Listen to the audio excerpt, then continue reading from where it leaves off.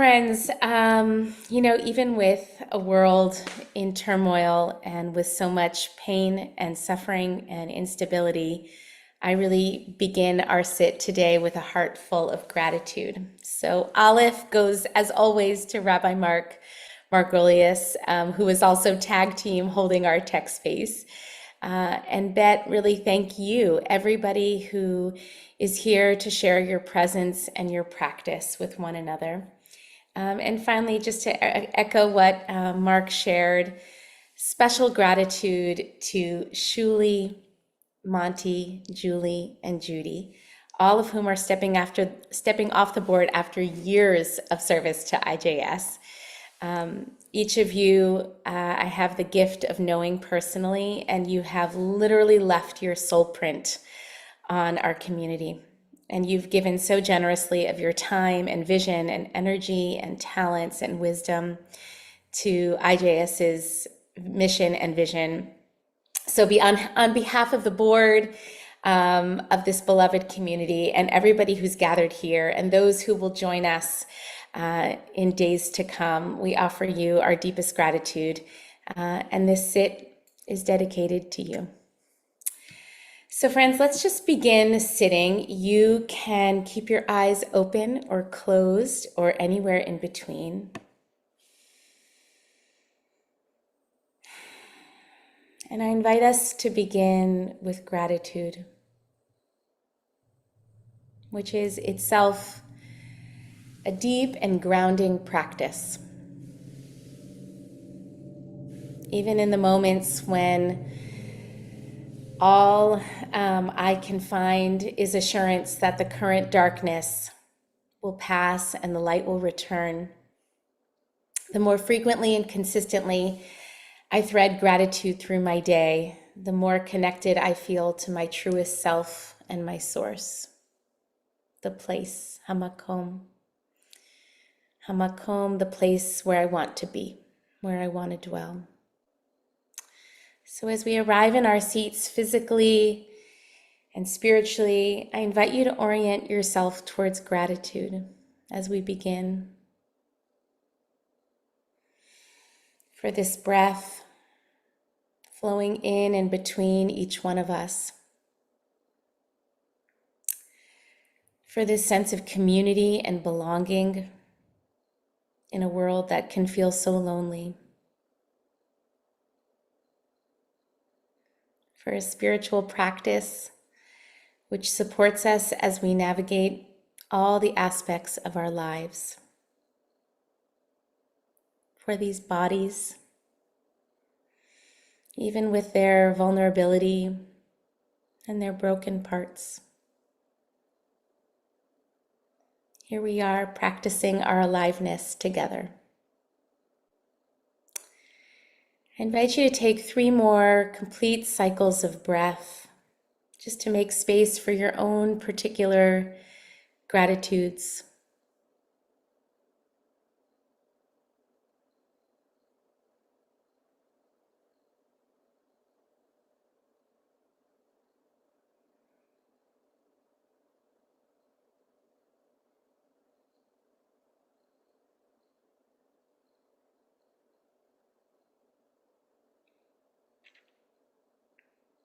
So we gather up our abundance, our blessings, and our awareness of those gifts and hold them together mindfully.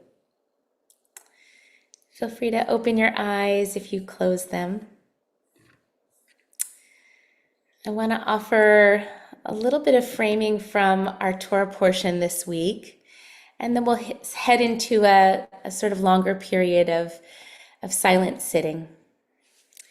So the opening section of this week's Torah portion, Beha'alotcha, describes Moses' instructions to Aaron about the lighting procedure, the protocols of lifting up the lights on the menorah.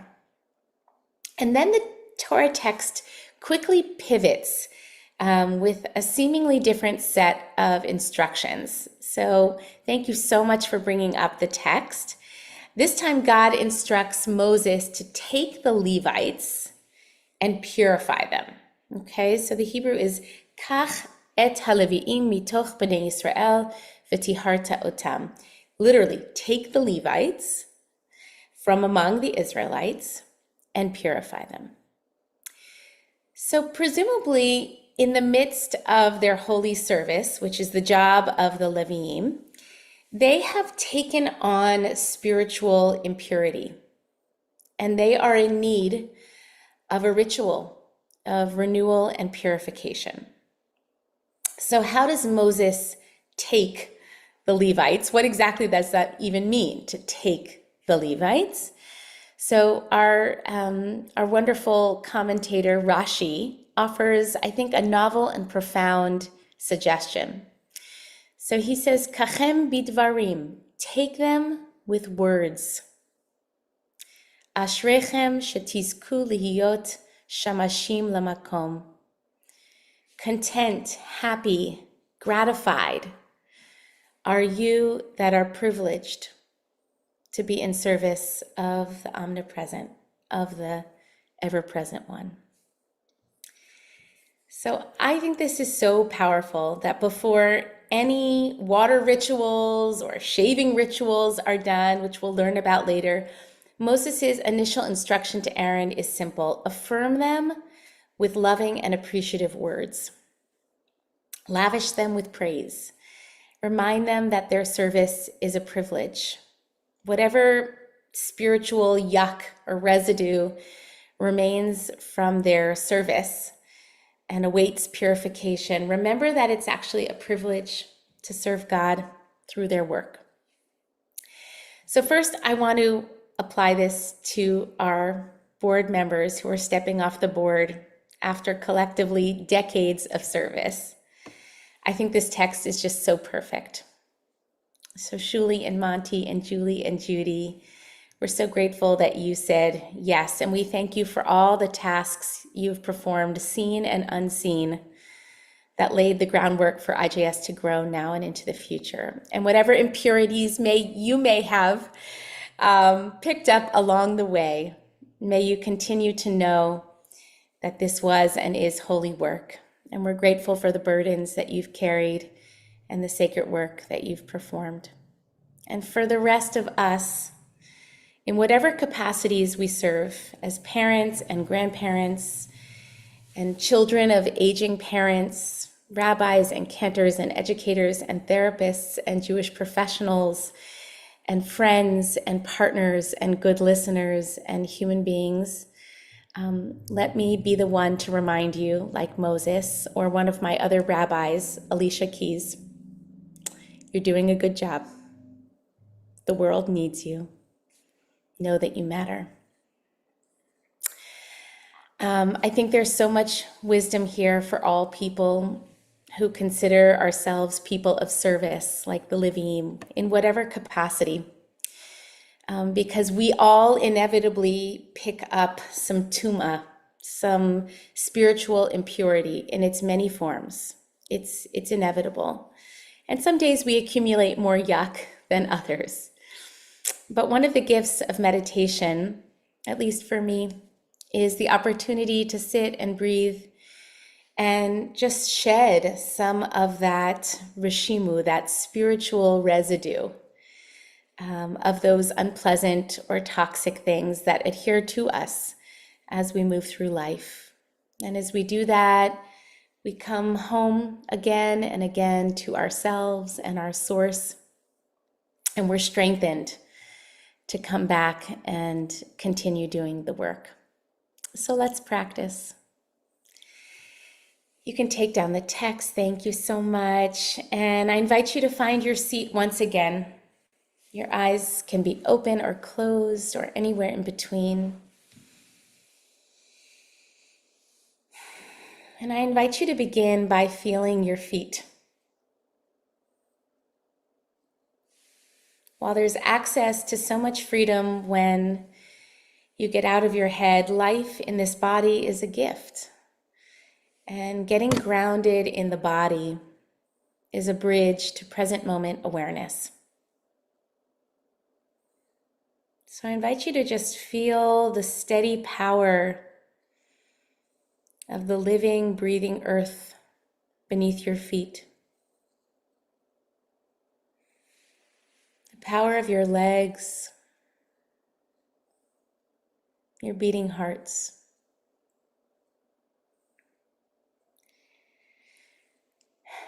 Know that you are held steady at all times by that same force that makes the flowers bloom and the turn of the tides. Now I invite you to take a moment to listen. Voices, cars, air conditioners, construction, birds, dogs, life all around us. It has nothing to do with what we are currently perseverating about. Each one of us is part of the holy wholeness of this one moment.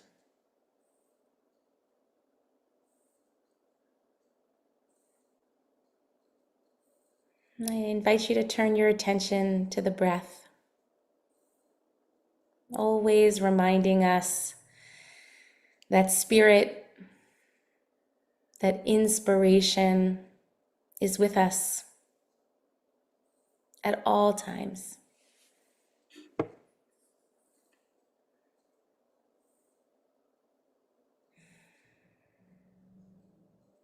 So allow your breath to reground you in what is real and present, whatever is arising in this moment.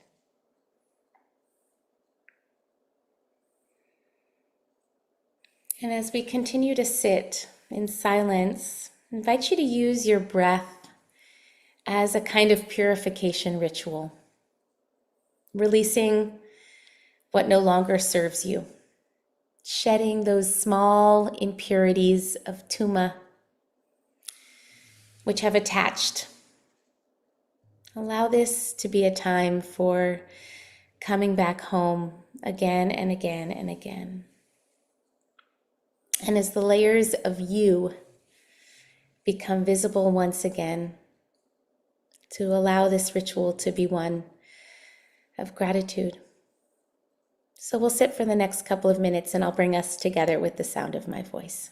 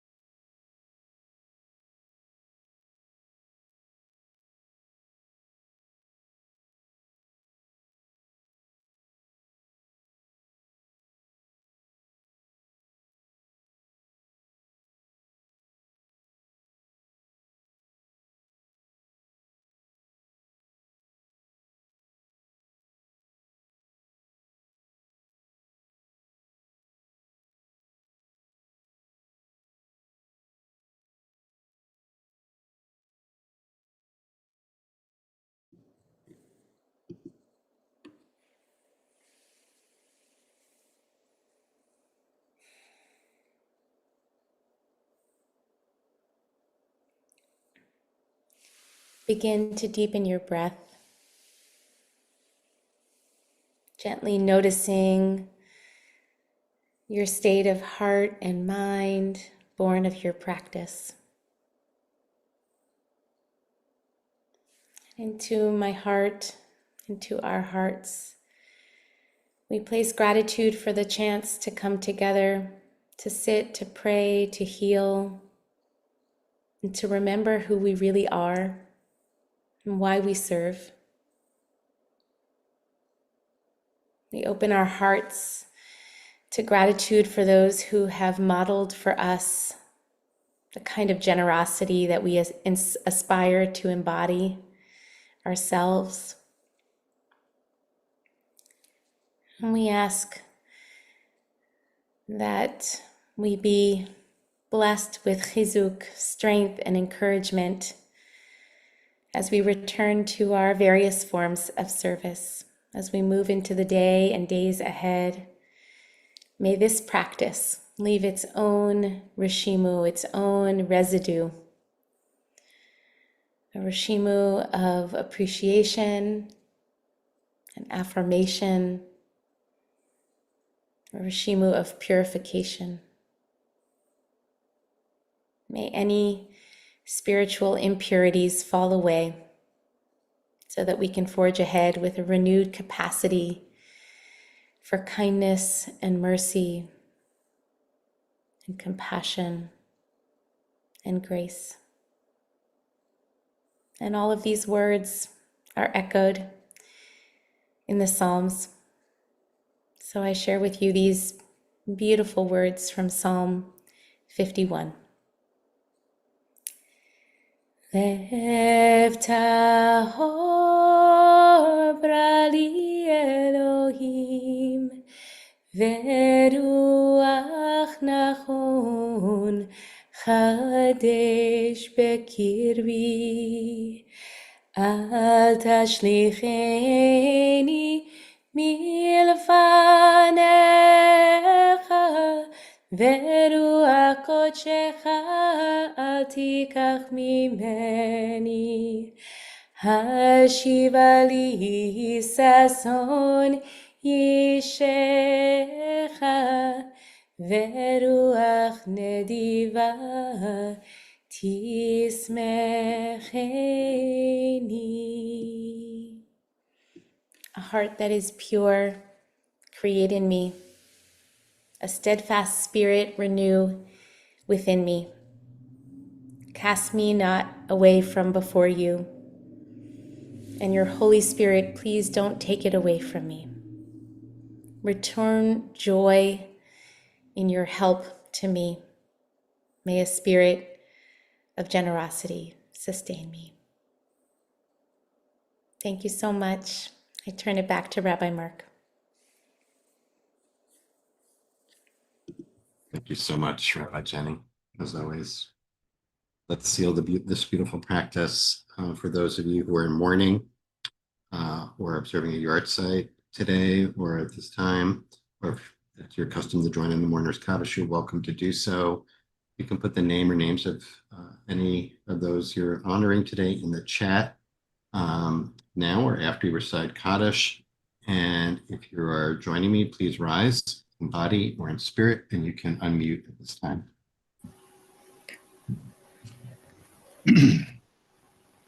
Yitgadal, Kadash Shemei Rabbah, Amen. Magra, Irte, Yamlik, Nagche, Yechon, Bachar, Yechon, Mahon, Alvin, Mayer, Yael, Ha'adalat, Bachar, Yisna Kalit, Amen. Rahin, Hishmei Rabban Baruch, Rabban, Rabba, Maya, Yelmaya, Bach, Barak, Ar, Yitbar, Yitraman, Baram, Aseh, Bitnase, Arbi Alef, Vitale, Alav, Vitalav, Shmei, Shmeit, Cha, Kishat, Rishon, Ila, Gilad, Menfo, Birchata, Birkata, V'Shirata, Kirata, V'Charta, Shkata, V'Nechamata, Benechamata, Da'amiran, Miman, Ba'alma, Ba'alma, Vimru, Amen. Shalom Rabbanim Amen. Amen. Yaakov Israel Himnu Amen. Say Shalom Bimama. Ya say Shalom Aleinu Yaakov. Ya Israel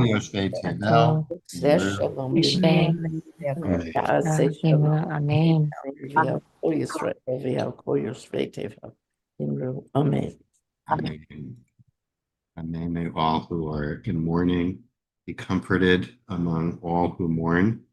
And I want to thank the IGS Board of Directors for sponsoring today's beautiful practice with Rabbi Jenny Solomon, and just echo the beautiful blessings you offered to our outgoing board members, Rabbi Shuli Passau, Judy Fisher, Julie Cole, and Monty Dube, who are very beloved, all very beloved in the IJS community and have contributed so much, and I'm sure will continue to. We extend our blessings to them too. I also think I saw some new IJS incoming board members too, which makes this even more lovely to welcome folks. I'm not going to mention people by name because I'm afraid I might miss somebody, but I see you and I know you're there. Jenny, thanks. It's always really, that's the real gift, this opportunity to learn and sit with you. I was, I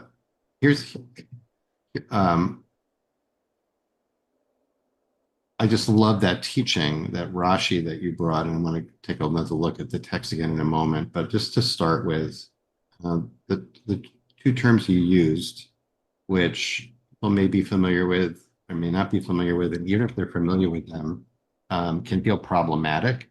And I think it's interesting to explore what they are in terms of our practice, how we might apply them or understand them in terms of Jewish mindfulness practice, which are tahor and tameh, pure and impure. Mm-hmm. I love that Psalm, Lev tahor barani Elohim. That's just. So I was sitting with that. And I love the invitation to think about this practice as a kind of purification practice. Sometimes we think about it as a Shabbat practice, whatever, but never, first time today, they really thought about, oh, it's an opportunity for us to take pause and be purified. Mm-hmm. Then I started thinking, well, what does that mean? What does that mean to be purified? So I have some thoughts on that myself, but I wanted to see if I were wandering the streets of Raleigh and I ran into Rabbi Jenny Solomon and said, yeah, how do you understand purity and impurity in Judaism and in your practice? What would Rabbi Jenny Solomon say? It's a great question. I have a couple of ways that I think about it in my own life. So first of all, I think it's so important to name that even when we do good work and holy work and important work, that when we position ourselves to be really open and connected to other people, we also position ourselves to take on just a lot of the sort of spiritual ick that is part of. That's a technical term. Yes, exactly. That's just part of life. And, for some of us, deeply empathic folks, we take on an extra dose. And I would never want to be any other way personally, but I think it takes a toll. Yeah. And there's a lot of spiritual ick going around these days. Yeah. And so the idea that we can have a moment. I know in different spiritual traditions, some people burn sage. I mean, there are lots of different things that people do to sort of clear the air, clear the channels. Ultimately, I think purification is a practice of noticing what we have taken in, what we have accumulated that may not belong to us, that may be causing us harm in some way, that can become quite heavy if we don't release it on a regular basis. Yeah. One of the thoughts I had was yesterday I changed a filter in my son's room, the air purifier, which it's one of those things you don't think about it for a long time. Then you take the filter out and you think, oh my God, this should have been done months ago. Um, but it was this kind of palpable sense of replacing it with this, clean filter and recognizing that there's always this schmutz, or as you put it, spiritual ick. I want to dive into a little bit of the spiritual ick, which we're kind of referring to here, and connect it with the teaching, Rashi's comment on the pasuk that you shared. So just going to bring your text sheet back here for a second. Also struck me that, one of these, the Torah portions around this time share this common theme of elevation. Like last week was naso, lifting up the heads, counting through, lifting up. This week is bahalotcha, and it uses also a term of elevating the nerot of the menorah, right?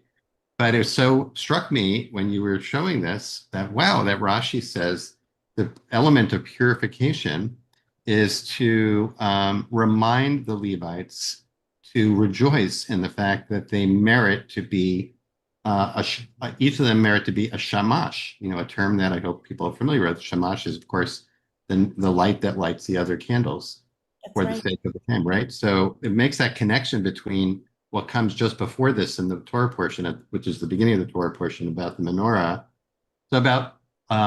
So what it did for me was thinking about purification and impurity. Impurity as that which is, weighs us down or brings us down, or, to be literal about it, that is kind of like heads is more death affirming or weighted down by death, whereas what's pure is that which restores life affirming in some way. And we oscillate, just like, contraction and expansion. It's not that impurity is not part of life. We do have to do that, but we need practice to be able to kind of filter that out so that we can affirm and shine like a shamash in some way. So that's what, I want to thank you for, like giving me a new frame for thinking about this practice of basically like sitting here.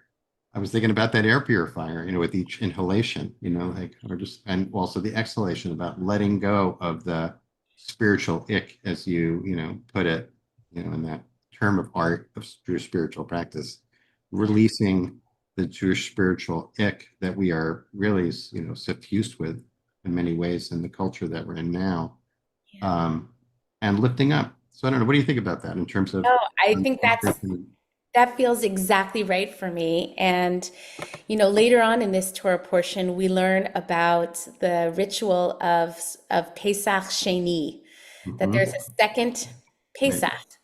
Right. And the idea here is that the primary mitzvot of Pesach, to take part in the Pasach, in the Paschal offering, and to eat matzah, if that time rolls around, on the middle of the month of Nisan, when we do this collectively as tradition prescribes, and we are in a state of tuma, Right. we are in a state of spiritual ick, or we have, as you said so beautifully, like we've encountered death in some sort of very acute felt sense.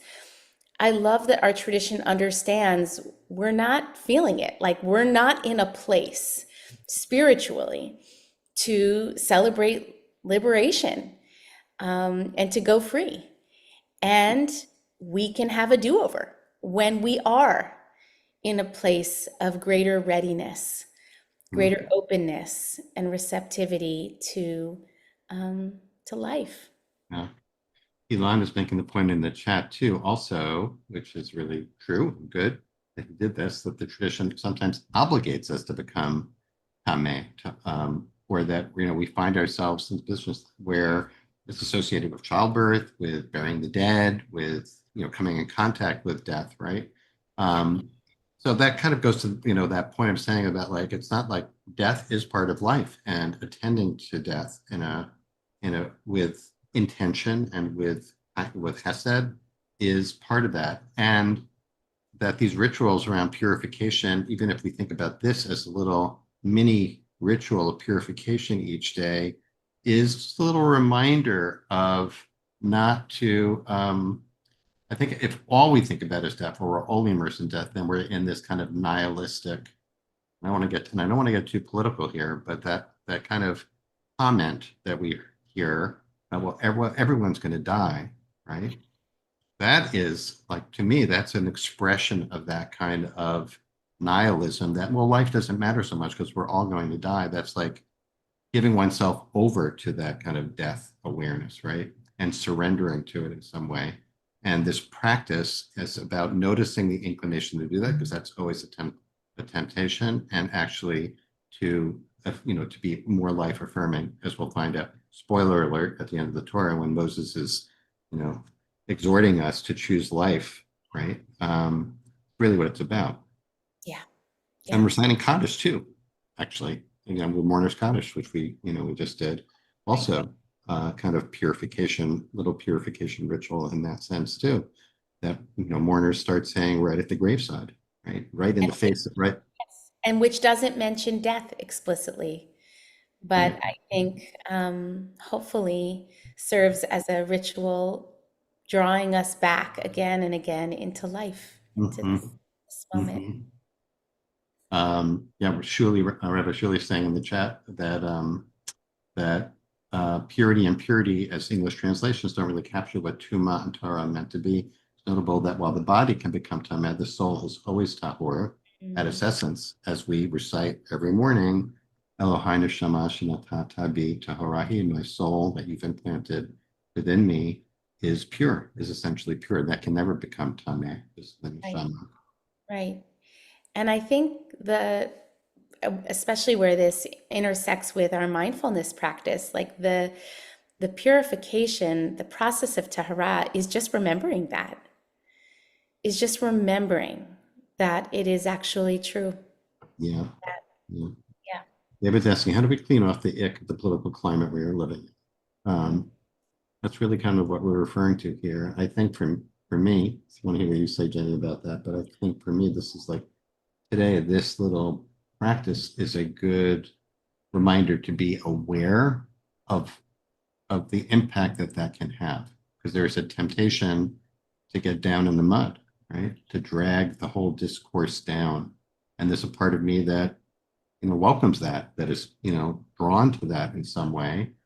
And it also but it can serve as a reminder to rise above that in some way, to address the ick, not by descending into it, but by, elevating and lifting up and thinking about our words and actions and measuring them against that standard. Or is this something that's going to elevate, or is this something that's going to, repress or put them? What do you think? Yeah, absolutely. I think, this is the gift of awareness, to be able to notice whether we're immersing in a sort of metaphorical mikvah of despair and suffering, or we're immersing in Maim Chaim, in living water. And I'm a fan of the mikvah itself, but I think that our meditation practice can be its own little immersion that we do, a sort of real testimony to our desire and choice to choose life, to affirm the goodness of this life, and just to keep coming back. Yeah, it's so needed. So, you brought in mikvah, which is yet, with another purification. I know you want to say a little bit more about your own work around that and mikvah and your experience with that in terms of, because of course it's a ritual that it's made a big comeback in the non-Orthodox world, at least. Yeah. I feel so blessed to be a part of that comeback, and this movement to really gather the waters and affirm that they are a place for all of us, for all kinds of reasons. So in our mikvah, and I know that there are many other mikvahot now, thank God, like this, all over the world, everybody is invited to use this ritual of immersion, to notice where we've been and what we've accumulated. And oh, I see the ick comment. Yeah, sometimes there's people say like, we're taking the ick out of mikvah. So that's a Ick is an English word though. yes, it's a good Good data. Yeah. So yeah, to do this purification work, by noticing what we've accumulated, what we're ready to leave behind, what we're ready to shed, what we want to take with us, what's arising here, what are we hopeful and prayerful about, and of course to mark important moments, but it's also everything in between. And I think again, like for all of us who are people who try to do good work and be a shamash in the world, we need lots of rituals of renewal and purification, so that we can keep going. Yeah. Well, Jenny, thank you so much, as always, for reminding us of the privilege of being shamashim, being lights in this world that needs it so badly, and for also helping us frame this little daily practice of ours as an opportunity to purify ourselves from the forces that might hold us back from realizing that and from manifesting that. And I want to pay tribute to the beautiful light of the 4 outgoing board members that we have honored today in this set. And thank you for that. Everybody here on this call and beyond has benefited and continues to benefit from that. So as always, thanks a million. Thanks, Mark. All right, everyone. We hope to see you tomorrow. We'll be practicing with Rabbi Joshua Bodiger, who is just a wonderful teacher. Joshua will be here tomorrow at our usual time, and on Friday, we'll sit into Shabbat with Rabbi Genevieve Grinditz at our usual time. So we hope to see you either or both those times. Thanks to Rachel Huguet for stepping in to help me while I was flailing with tech support. Thanks, Rachel, for saving my you know what. And we'll hope to see everyone tomorrow at our usual time. Be safe and